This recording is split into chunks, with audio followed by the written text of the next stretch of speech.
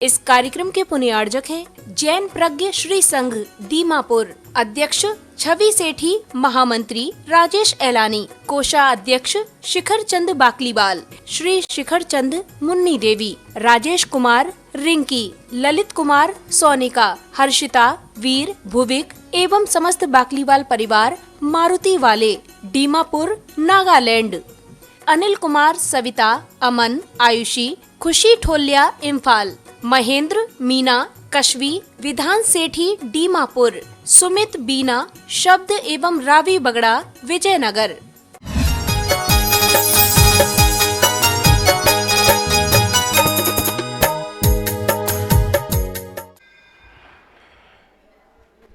छह ढाला के उन तत्वों को आप समझने का प्रयास कर रहे हैं जो हमारे ज्ञानी मुनियों ने हमारे जिनागम में कहे। तीन भुवन में सार वीतराग विज्ञानता शिव स्वरूप तक आप समझ चुके थे। आज शिवकार की बात करना है। शिवकार का मतलब है हमारे जीवन में उस आकार को प्राप्त करना जो आकार आज तक हमने प्राप्त नहीं किया, शिवकार।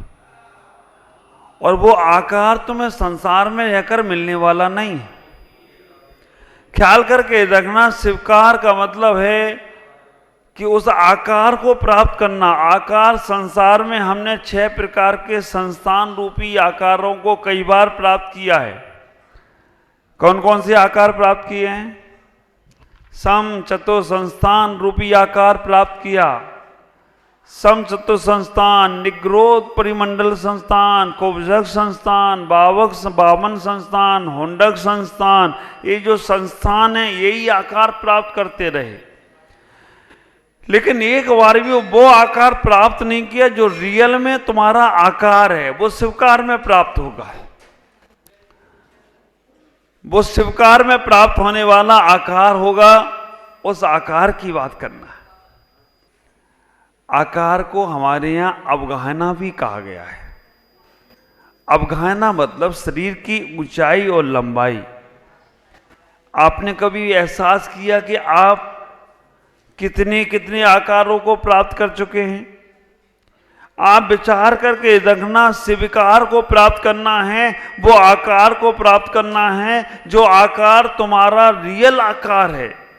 लेकिन अभी हम कितने आकारों को प्राप्त कर चुके हैं, कितनी अवगाहनाओं को प्राप्त कर चुके हैं। तो हमारे आचार्य कहते हैं 84 लाख योनियों में भटक भटक कर तुमने आकारों को ही प्राप्त किया है, लेकिन वो आकार प्राप्त नहीं किया। कुंथु सबसे छोटा जीव होता है। आप विचार करके रखना, जो आप यहां 3 फीट के 5 फीट के दिख रहे हो ना, इस मंदिर के हॉल में, मंदिर के भवन में इतने जीव हैं जो हमें दिख नहीं रहे हैं, और उनके भी आकार हैं, उनकी भी अवगाहना हैं। और वो अवगाहना हमने कई बार प्राप्त की हैं। जो यहाँ सूक्ष्म जीव हैं, समूर्छन जीव हैं, वो सब भी जीव हम सब बने हैं यहाँ पर। एक बार नहीं, अनंत बार बने हैं, लेकिन वो आकार प्राप्त नहीं कर पा रहे हैं, क्योंकि वो आकार प्राप्त होने के बाद इस आकार को प्राप्त करने की जरूरत ही नहीं पड़ेगी। वो आकार है शिवाकार। हमने छोटे से छोटा शरीर रखा है ना, तो इतना सूक्ष्म शरीर भी रखा है कि जो एक श्वास में 8-10 बार मरने वाला निगोदिया जीव धरता है, उससे भी छोटे। लब्धि पर्याप्तक शरीर, आदि आदि निर्वर्ती पर्याप्तक शरीर, पर्याप्तक शरीर, ये सब चर्चा आएगी यहाँ पर। तो आप विचार करके रखना, हमने छोटे से छोटे भी आकार को लिया है, और बड़ा सा बड़ा आकार, कितना बड़ा आकार। हाँ, आप ख्याल करना, हम अगर मनुष्य पर्याय को देखने का प्रयास करें तो 525 धनुष का तो प्रमाण है ना। 525 धनुष का प्रमाण है कि इतना बड़ा शरीर भी हुआ है। किसका हुआ है? बाहुबली भगवान का। कितने? 525 धनुष का शरीर। और एक धनुष कितने शरीर, एक धनुष कितने हाथ का होता है 3.5 हाथ, कोई कोई 4 हाथ का भी मानते। अब आप विचार करना, आपका हाथ इतना सा है, इसी हाथ से वो धनुष नापा जाएगा। जिसका शरीर नापना है उसका ही हाथ लगाना पड़ेगा। अब आप ख्याल करके रखना कि जो 550 धनुष का शरीर उनका और एक धनुष 3.5-4 हाथ का, वो हाथ हमारा नहीं चलेगा, वो हाथ उन्हीं का चलेगा। हम लोग 64 वो होते हैं ना, शतरंज खेलते हैं, तो हमारे पासे कितने बड़े होते हैं? और अगर भीम अगर शतरंज खेलेंगे तो पासे कितने बड़े होते हैं? भीम कुंड में देखो महाराज चक्कर, आप विचार करना, दीमापुर में भीम कुंड है, वहां जाकर देखो कि भीम ने जब पासे खेले होंगे, जब पांडवों ने शतरंज खेला होगा, तो उनके पासे आप लोग उठा तो लेते होगे, नहीं उठा पाते, हिला लेते हो कि नहीं हिला लेते हो?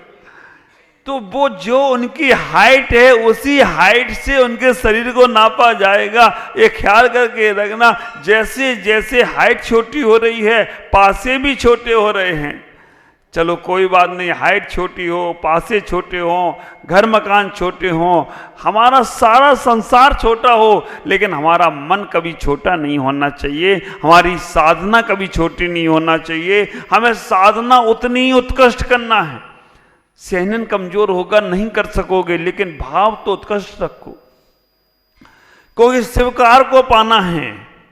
शिव स्वरूप तो पा लिया तुमने, अब शिवकार पाना है, वो आकार को पाना है। और ख्याल करके रखना, अगर हम त्रिंचों में चले जाएं तो कहते हैं स्वयंभू रमण में जो राघव मक्ष है ना, राघव मक्ष कितना योजन का, 2000 कोस का, 500 योजन की उसकी हाइट, मोटाई, लंबाई, चौड़ाई अगर लगाया जाए तो ये भारत भी उसके पेट में समा जाए तो भी खाली रहेगा। स्वयंभू रमण में इतना बड़ा राघव मक्ष है। ख्याल करना, संसार के आकारों को बहुत बार प्राप्त किया, एक बार शिवकार को प्राप्त करना है। और शिवकार को प्राप्त करने की व्यवस्था शिव स्वरूप है, उससे शिव स्वरूप को पाने की व्यवस्था वीतरागता है, वीतरागता को पाने की व्यवस्था विज्ञान है। जो यहाँ पर एक एक चीज कही गई, 3 भुवन, तो वो भी कहा गया 3 भुवन में ही शिवकार प्राप्त होगा, 3 भवन में ही वीतरागता प्राप्त होगी, और 3 भवन में ही शिव स्वरूप प्राप्त होगा, और 3 भवन में ही सार प्राप्त होगा। इस शिवकार का जो रूप है वो कहां मिलेगा? संसार में मिलेगा या संसार के बाहर मिलेगा? और रहोगे भी संसार में। आप विचार करना, जो 3 भवन कहे गए हैं, तो 3 भवन में अधोलोक, मध्यलोक और ऊर्ध्वलोक, जो शिवकार, जो पूरा जो शिव का आकार मिलने वाला है, वो शिव का आकार भी 3 ही लोक में मिलेगा और 3 ही लोक में रहोगी। 2 प्रकार के आकाश बताए गए हैं, सबको मालूम है, एक लोकाकाश और एक आलोकाकाश। 2 प्रकार के आकाश हैं। पहले तो आकाश द्रव, अगर हम इसकी आगे अगर आएगा तो 6 द्रव के संबंध में समझाऊंगा, चर्चा करूंगा, क्योंकि हम लोग अभी बैठे हैं ना, तो आप लोग जमीन में बैठे हो या आकाश में बैठे हो? हाँ, जमीन में। और मैं कह रहा हूं तुम आकाश में बैठे हो, क्योंकि मेरा आगम कह रहा है कि ये जमीन में कोई बैठ ही नहीं सकता है, क्योंकि ये पूरा का पूरा आकाशी द्रव है। हम आकाश द्रव में बैठे हैं। वो आकाश नीली छतरी वाला है ना, वो भी आकाश में ही है, और हम भी हैं आकाश में ही हैं। और ये दीवार जो ठोस दिख रही है ना, इसके अंदर भी आकाश है। स्पेस का मतलब आकाश, खाली जगह का मतलब आकाश। आप विचार करना, अगर इस दीवार में खाली जगह ना हो तो कील अंदर डालो कैसे जाती है? खाली है। ये जो खाली जो स्थान है जहां पे भी हम बैठे हैं वो सब आकाश ही द्रव है। लेकिन अभी चर्चा और दूसरी है, आप विचार करना। तो लोकाकाश और आलोकाकाश, ये दो प्रकार के आकाश हैं और इन्हीं दोनों प्रकार के आकाशों को समझना पड़ेगा, क्योंकि संसार में ही लोकाकाश है और संसार से परे जो है वो आलोकाकाश है। इसके संबंध में हमारे आचार्यों ने, ज्ञानी मनीषियों ने कहा कि जहाँ 6 द्रव का परिवर्तन होता है, जहाँ 6 द्रव का व्यवहार होता है, जहाँ 6 द्रव पाए जाते हैं उसे कहते हैं लोकाकाश, और जहाँ 6 द्रव नहीं पाए जाते हैं, केवल एक द्रव पाया जाता है आकाश द्रव, उसे बोलते हैं आलोकाकाश। तो जहां पर जीव भी है, पुद्गल भी है, धर्म भी है, अधर्म भी है, आकाश भी है और काल भी है, ये 6 द्रव जहां पाए जा रहे हैं उसे बोलते लोकाकाश। संक्षेप से 6 द्रव्यों को भी आप समझ लो, क्योंकि ये बहुत जरूरी है। अभी तक हम मंदिर में पूजा पाठ कर रहे हैं, उसे ही धर्म समझ रहे हैं, लेकिन हमारे आचार्यों ने, ज्ञानी मनीषियों ने कह दिया है कि तुम बोल रहे हो ना, ये धर्म द्रव की कृपा है। तुम्हारा हाथ ऊपर नीचे हो रहा है ना, ये धर्म द्रव की कृपा है। और जो तुम बैठे हो ना, ये अधर्म द्रव की कृपा है। अधर्म द्रव हमें चलते हुए जीव और पुद्गल को रोकता है, धर्म द्रव जीव और पुद्गल को चलने में सहायक होता है। सबसे पहले जीव जो जानता है, देखता है, जिसके अंदर ज्ञान चेतना है, जिसके अंदर जीवत्वपना है, जिसके अंदर भव्यत अभव्यतपना है, जिसके अंदर गति है, जिसके अंदर इंद्रियां हैं, जिसके अंदर कसाय योग वेद सब हैं, सब कुछ हैं तो व्यवहार से ही जीव में घटाते हैं। लेकिन वो जीवत्व है जो जानता देखता है। जीव के बाद पुद्गल। शरीर तुम्हारा जीव है या पुद्गल? हाँ, पूरन गलन स्वभाव जिसका है वो पुद्गल है। पुद्गल के 6, जीव के 6 लक्षण हो जाएंगे: ज्ञान, दर्शन, सुख, पीर। आप विचार करना। और पुद्गल के 6 कौन से हैं? स्पर्श, रस, गंध, वर्ण, अचेतन और मूढ़ तत्व। ये 6 गुण पुद्गल के हो गए। धर्म द्रव के 3 गुण कौन कौन से हैं? अचेतनत्व है, अमूर्तत्व है, गति हेतुत्व है। ये किसके हो गए हैं? धर्म द्रव के हो गए हैं। अधर्म द्रव के 3 कौन कौन से हैं? गुण हैं उनके। गुण कभी खत्म नहीं होंगे। जो गुण हैं वो कभी खत्म नहीं होंगे, ये गुण हमेशा ही रहेंगे। जीव के 6, पुद्गल के 6, धर्म द्रव के 3, अधर्म द्रव के 3। अधर्म द्रव के 3 कौन कौन से हैं? आप विचार करना। अचेतन है अधर्म द्रव, अमूर्त है, दिखता नहीं है। अचेतन भी है, अमूर्त भी है। और अधर्म द्रव का एक गुण है स्थिति हेतुत्व, ठहराने का काम करता है। जीव, पुद्गल, धर्म, अधर्म, आकाश। आकाश द्रव के 3 गुण हैं। कौन कौन से 3 गुण हैं? आकाश भी अचेतन है। देखो 6 द्रव्यों में केवल एक ही द्रव है जो केवल जीव है, बाकी के 5 जीव, 5 पुद्गल हैं। पुद्गल नहीं, अजीव हैं। पुद्गल और अजीव में भी आपको मतलब समझ में आना चाहिए। पुद्गल किसे कहते हैं और अजीव किसे कहते हैं? पूरन और गलन जिसका स्वभाव है वो पुद्गल, और जिसके अंदर पूरन गलन स्वभाव नहीं है वो अजीव। आप विचार करके रखना, पूरन गलन जिसका स्वभाव है वो पुद्गल है, और जिसका पूरन गलन स्वभाव नहीं है वो अजीव है। और जो पुद्गल है वो अजीव है। लेकिन जो अजीव है वो पुद्गल हो या ना हो कह नहीं सकते। जीव द्रव, पुद्गल द्रव, धर्म, अधर्म, आकाश, काल। ये धर्म द्रव, आकाश, धर्म, अधर्म, आकाश, काल, ये अजीव है, पुद्गल नहीं है।